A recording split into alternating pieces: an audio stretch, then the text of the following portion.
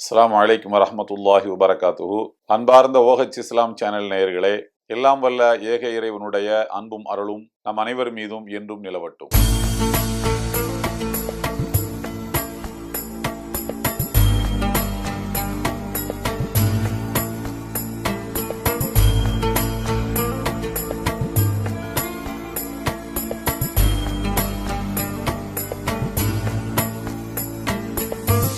அல்லாஹு அக்பர்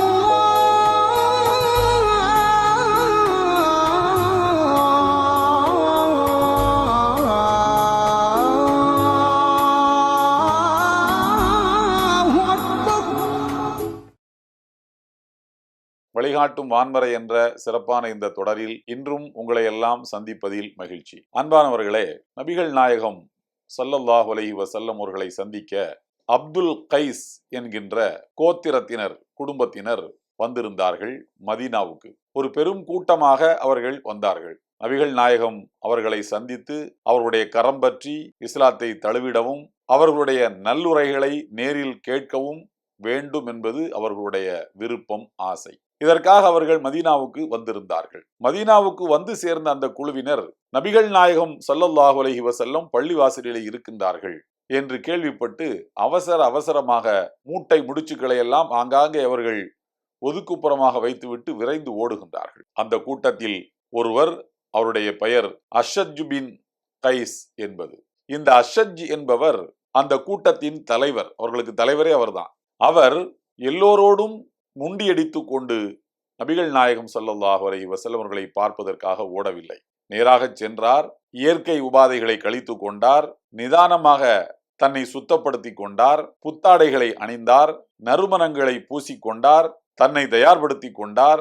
பயண களைப்பை அலுப்பை போக்கிக் கொண்டார். கொஞ்ச நேரம் ஓய்வெடுத்து இவை அனைத்தையும் செய்து முடித்து தயாராகி நிதானமாக நபிகள் நாயகம் ஸல்லல்லாஹு அலைஹி வஸல்லம் அவர்களை சந்திக்க அவர் அழகான ஒரு கோலத்தில் வந்திருந்தார். அவரை பார்த்து புன்முறுவல் பூத்த நபிகள் நாயகம் ஸல்லல்லாஹு அலைஹி வஸல்லம் சொன்னார்கள், இன்ன ஃபீக ஹஸ்லத்தைன், உன்னிடத்திலே 2 நற்பண்புகள் இருக்கின்றன. யுஹிப்புஹும் அல்லாஹ், அந்த 2 நற்பண்புகளையும் எல்லாம் வல்ல இறைவன் விரும்புகிறான், நேசிக்கிறான். அந்த 2 நற்பண்புகள் என்னவென்றால் அல் ஹில்மு வல் அனாத்து, நிதானமும் பொறுமையும் என்று சொன்னார்கள். நிதானமும் பொறுமையும் உன்னிடத்தில் இயல்பாகவே குடிகொண்டிருக்கக்கூடிய 2 நற்பண்புகள். அந்த 2 நற்பண்புகளையும் இறைவன் நேசிக்கிறான் என்று சொன்னார்கள். அதற்கு அவர் கேட்டார், எல்லாம் வல்ல இறைவனின் திருத்துதரே, அஜ்பில்து அலைஹிமா அம் தஹல்லக்து பிஹிமா, அந்த 2 நற்பண்புகளையும் நான் இயல்பாகவே பெற்றிருக்கின்றேனா அல்லது நானே எனக்கு உருவாக்கி கொண்ட நற்பண்பா என்று கேட்டார்கள். அது பிறப்பில், இயல்பில், மரபணுவில் என்னோடு கலந்து வந்ததா அல்லது அந்த குணத்தை உலக வாழ்வு கன்று கற்றுத்தந்த படிப்பினைகள் பாடங்களின் அடிப்படையில் நானாக உருவாக்கி கொண்டேனா என்று கேட்டார். அதற்கு நபிகள் நாயகம் ஸல்லல்லாஹு அலைஹி வஸல்லம் சொன்னார்கள், பல் ஜுபில்த அலைஹிமா, அந்த 2 நற்பண்புகளையும் நீர் இயல்பாகவே பெற்றிருக்கிறீர் என்று சொன்னார்கள். அன்பானவர்களே, தெள்ளத் தெளிவான ஒரு வார்த்தை. அண்ணல் பெருமான் முஹம்மது நபி ஸல்லல்லாஹு அலைஹி வஸல்லம் அவர்கள் சொல்கிறார்கள், அந்த 2 நற்பண்புகளையும் நீங்கள் இயல்பாகவே பெற்றிருக்கிறீர்கள். வாழ்க்கை கற்றுத்தந்த பாடங்கள் அல்ல அந்த 2 பண்புகளும், இயல்பில் உங்களுக்கு அது கிடைத்தது என்று சொன்னார்கள். மனிதர்கள் இயல்பில் மாறுபட்டவர்கள். ஒரு மரத்தின் கனிகள், சில கனிகள் புழுக்களை ஏந்தி கொள்கின்றன. சில கனிகளை புழுக்களால் துளைக்க முடியாமல் போய்விடுகிறது. சில கனிகள் அழுகி போய்விடுகின்றன. சில கனிகள் அழுகும் தன்மையை ஏற்றுக்கொள்ளாமல் தனித்தன்மையோடு விளங்குகின்றன. அதே போல ஒரு பெற்றோர், ஒரு தாய்க்கும் ஒரு தகப்பனுக்கும் பிறந்த சகோதரர்களிடையே ஏகப்பட்ட குண வேறுபாடுகள், பண்பாட்டு வேறுபாடுகள் இருக்கக்கூடும். அவரும் இவரும் சகோதரர்கள் என்பதனாலேயே குணத்திலும் அவர்கள் ஒத்தவர்களாக இருப்பார்கள், ஒன்று போல் இருப்பார்கள் என்று கருதுவது பிழையான புரிதல்.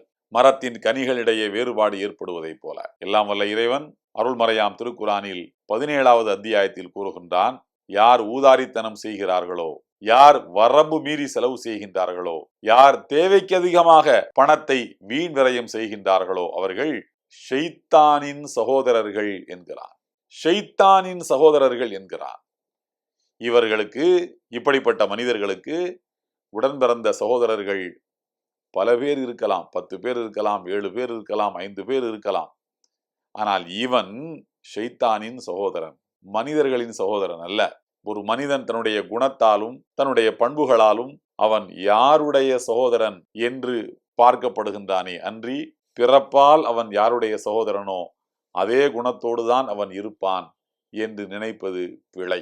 நபிகள் நாயகம் ஸல்லல்லாஹு அலைஹி வஸல்லம் அஷ்அஜ் பின் கைஸ் அவர்களிடத்தில் சொல்லுகின்றார்கள், உங்களிடத்தில் இருக்கின்ற நிதானமும் பொறுமையும் இயல்பாக உங்களிடம் வந்து சேர்ந்தது என்று சொன்னார்கள். நாம் நிறைய பார்க்கின்றோம் வரலாற்றில். உடன்பிறந்த 2 சகோதரர்கள், ஒருவர் குணத்தால் நிதானமானவர், இன்னொருவர் அவசரக்காரர்.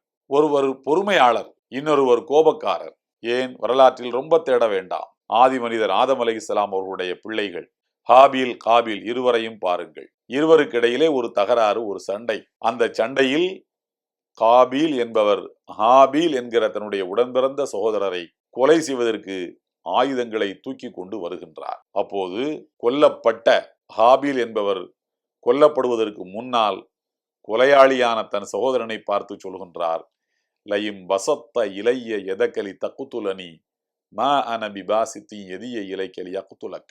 நீ என்னை கொல்வதற்கு ஆயுதங்களை தூக்கி என்னை நோக்கி நீ கைகளை நீட்டுவாயானால் நான் ஒருபோதும் உன்னை பார்த்து ஆயுதங்களை தூக்க மாட்டேன்.